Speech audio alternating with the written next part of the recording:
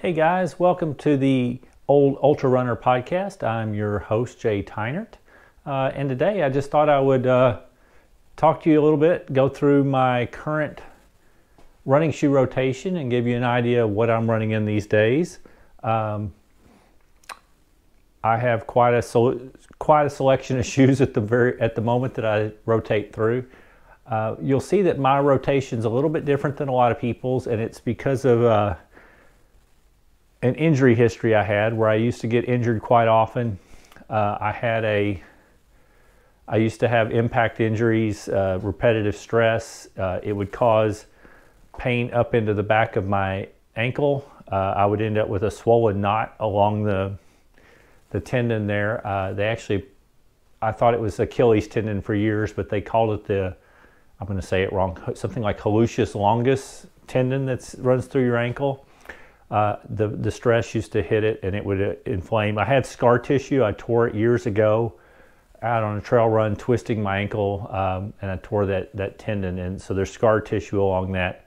And when I was striking hard on my heel, it was putting pressure up in there. And anyway, it would inflame the sheath around there and I would end up with pain. So in my early years of running marathons, well, the very early years, I was striking hard. I was overpronating, and I kept having problems in my ankles from too much motion, I believe. And then it would go up in my knees and different parts of my legs. But early on in the early 90s, I was fitted by a podiatrist for orthotics. That helped a lot. I was able to start finishing a few marathons, yay. But I kept working up, and sometimes I would make it to the marathon. I would train and make it there successfully and healthy. Other times, it was always like right on the edge. Real often when I get to 18 or 20 miles, the problem would flare up in my ankle, and I would then end up being off for a month or two and not making it to the marathon. That really continued until 2003. I ran a few marathons from 93 till 99. But then between 99 and 2003, I had several attempts in a row where I would build up and then not make it. And I would get injured before I was able to run the marathon.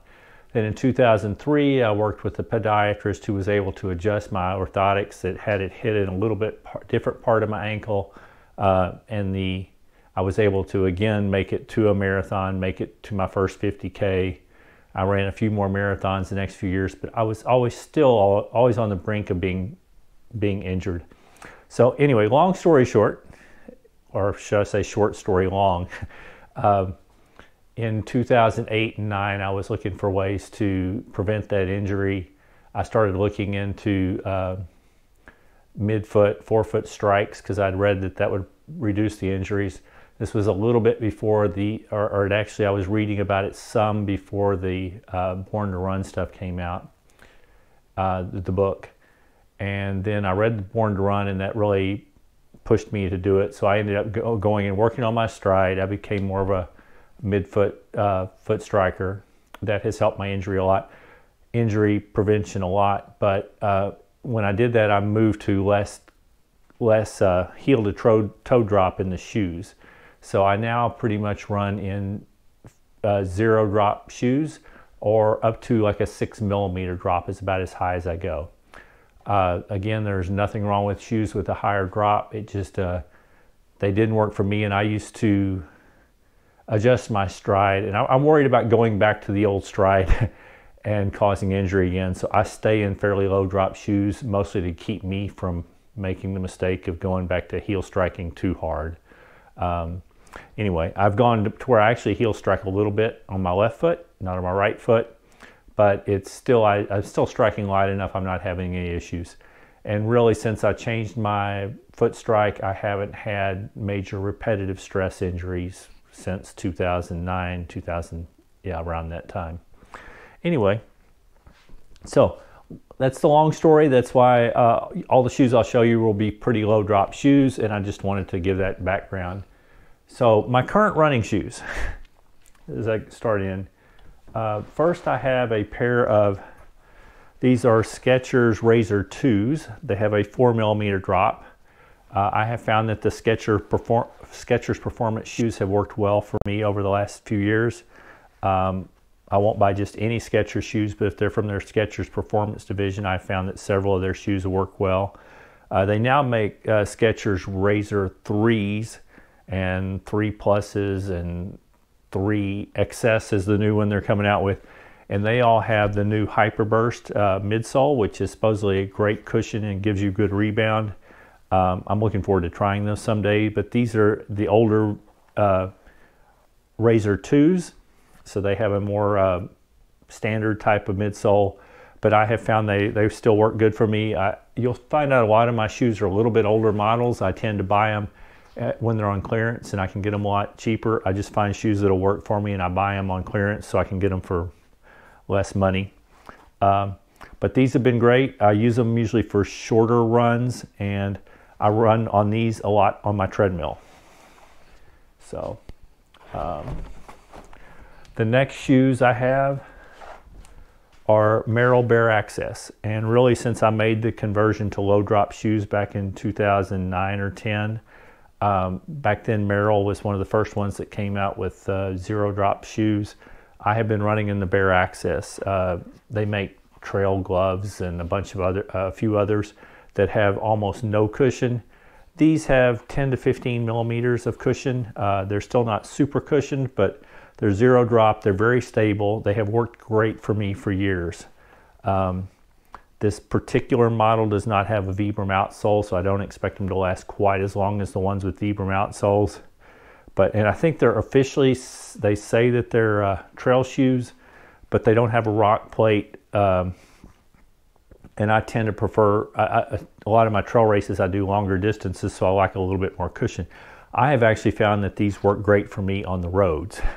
So I have owned, pretty well kept, a pair of Bare Access Merrells in my rotation most of the time for the last 10 years. It allows me they work good for the road. They're not super cushioned, but they're good for keeping my feet strong, making sure I'm still able to run in zero drop shoes. And I've actually run in a pair of Bare Accesses. It wasn't this. Now I pretty much will run in them up to 15 miles or so, but I can do further in them. There's no problem. I've gotten to where I prefer a little bit more cushion if I'm running real long. But I've actually ran in a pair of Bare Access one time. My first 12-hour race, I did the first 42 miles in them and didn't really have any issues. I just decided after 42 miles to finish the race in a more cushioned pair of shoes. But the Bare Accesses have been great. And I just found some on clearance from like DSW Shoes. They're selling them for $44 and something. So I have an additional pair of these that's up in my closet. Anyway. The next pair of shoes I have the Ultra Torn 4.5 Plush. These are what Ultra calls now their balance cushion. They're zero drop. These are very cushioned. They have the Quantic midsole. They have a nice weave upper. Very comfortable. They've been very nice shoes. I enjoy the extra room in the toe box. I've run in Ultras for years. I have found that Ultra road shoes, the rubber isn't quite as tough on the bottom. So like now that I'm heel striking a little bit on my left foot, I'm showing you the right shoe, but I am wearing down the heel a little bit on the corner. But I've got 220 something miles in these. I expect them to go to 300 or so. I found this mesh, the weave that they're using on the top is very comfortable. It seems very durable, but it does seem a little bit warm for me for the Texas summers. But since I'm at 220 miles, I assume I'll probably finish these shoes off in the next couple of months. I'm expecting to go to probably 300 or 350 at the most, and then I'll retire them. So I won't need them during the summer anyway. But they've been good shoes. The next shoes have been my main workhorse trail shoes for quite a while. These are the Ultra Lone Peaks. These are actually a version 3.0. They're my second pair of Lone Peaks. I had the 1.5s and the 3s. I don't go through the Lone Peaks real quickly because I do share them with, share the miles on the trails with another pair of trail shoes. And I actually do most of my running on the roads and a lot of racing on the trails, but my trail shoes tend to last me quite a while.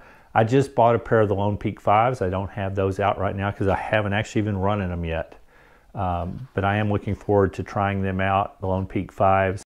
And I'm actually hoping in my 50 miler that's coming up the 3rd of April that I will run in the new Lone Peaks. These have about 300 miles. I'm still expecting another 100 to 200 miles out of them. But anyway.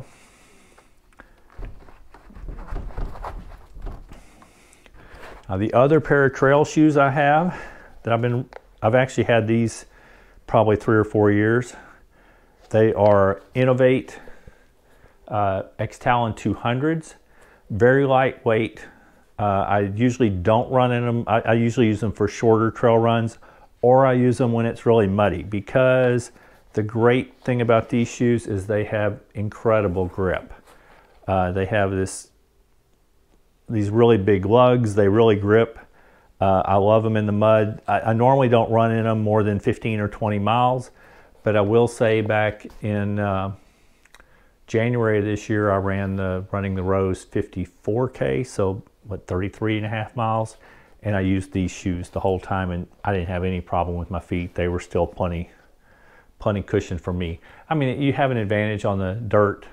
The surface is somewhat softer anyway than running on roads, so you don't really need as much cushion, but I do enjoy these shoes. So I really split these two trail shoes are my trail. I split the miles between those two trail shoes. The last pair I have up here on the wall, these are Fresh Foam Beacons from New Balance. They have been one of my workhorse shoes for the last years. I have run in, this is actually the old original Beacon 1s. I've also run in the Beacon 2s. This is probably my 5th pair of Beacons. I've got another pair of Beacon 2s up in the box that I haven't opened yet, and I will use the Beacon 3s eventually because they work so well for me. These are a 6mm drop shoe, but they are well cushioned. They're lightweight. They seem to work for me good for short distance, long distance, and anything in between. I can run fast in them, I can run slow in them, and I'm comfortable in these. So these have been, if I was going to get one shoe for me right now, it would probably be these New Balance Beacons. So they've been great. Okay, I do have 2 other pairs of shoes that are still currently in my rotation. These are Skechers Go Run Max Road 4s. I'm probably saying it wrong. I think that's what they are called, Max Road 4s. I ran in the Max Road 2s and the Max Road 3s. They're fairly light, high cushion shoes that are supposed to, they say they compete well with a lot of the Hokas. The 2s and the 3s worked great for me. I used them for a lot of long runs. I used them in my 24-hour races. I used them a lot for, I run a series of 6-hour races each fall called Hula Loop series, where you run a 6-hour race every other weekend. And I used the 2s and the 3s in those. So I bought the 4s. I was looking forward to them because they have the new Hyperburst technology, which is a real responsive, well-cushioned ride. I will say, and I had read a little bit before I bought them, that the upper, a lot of people didn't love it. It's this new booty style. And the way they made the booty and the way it fits, it doesn't feel as stable. I don't feel as stable going around corners in these. I will say that midsole is awesome. It feels great. But I don't feel as stable going around the corners, and these shoes run really hot. They're like wearing a sweater on my feet. Now I understand they've come out with a Max Road 4 Plus where they improve this upper, and I very well may go back and try these shoes again in a later iteration because I really did love the 2s and 3s. These shoes will be too hot for me to run in the summer, so they're in my rotation right now. I've got them up to probably 140 miles. They're going to last me 300 or 400 miles, but most likely in the next month or so, these will get set aside for the summer, and I'll bring them back next fall. The last pair of shoes I have in my rotation right now, I have some shoes from Atreyu, which is the new little shoe company that sells shoes on subscription. They're out of Austin, Texas. They're 6 millimeters drop. The drop is 6 millimeter offset. They have a real simple light upper that is extremely comfortable. They lock in real well. They feel really good. They have just a real standard EVA outsole with no rubber, so they probably will not last as long as some other shoes. But on subscription, you get them for $55 per pair, which is much cheaper than the majority of shoes out there. And they feel great. The cushion feels good. They're nice and light. They make me feel fast for an old guy that isn't that fast. The nice light shoes make me feel fast. So I enjoy running in them. I've got about 50 miles in these. I've actually gotten a second pair in the subscription plan. I'm not sure if I will stay on the subscription just because I do find a lot of other shoes that work for me that I can get on like clearance prices or lower closeout prices. But I will probably still continue to run in some Atreyus. And I've got, like I said, I've got the majority of the life of these shoes left, and I've got another pair of them. And I've actually ordered, Atreyu has, they had single order on a pair with a carbon fiber plate. I'm older, I'm slower. I don't really think I need a carbon fiber plate at all, and because of that, I'm unwilling to spend the $200 or $250 that most all the shoes with carbon fiber plates have. But I was curious about all the hubbub about it, why people enjoy them so much, and what the big deal is. So I decided to go ahead and order a pair of Atreyus that have the carbon fiber plate. They sold them for $100, and they're supposed to be shipped to me here in about a month, and I'm looking forward to trying them. My understanding is they will have the exact same upper, they'll have the same feel, but they're going to have a carbon fiber plate, which will give them that extra rebound and performance that a carbon fiber shoe has. That's it, folks. That is my running shoe rotation right now. I know that's got like 8 shoes in there right now, so it's quite a big rotation, but I do think that alternating shoes is helpful. You don't really need one shoe is really fine. I do like the idea of having a couple pair just because I think it works your foot a little bit different and maybe helps with preventing injury, but you definitely don't need 8 pair. I've been running a long time and I've got just a little crazy. But anyway, I hope you enjoyed this, and I hope you got some information out of it. If you did, please like the video. We'll see you next time. Bye.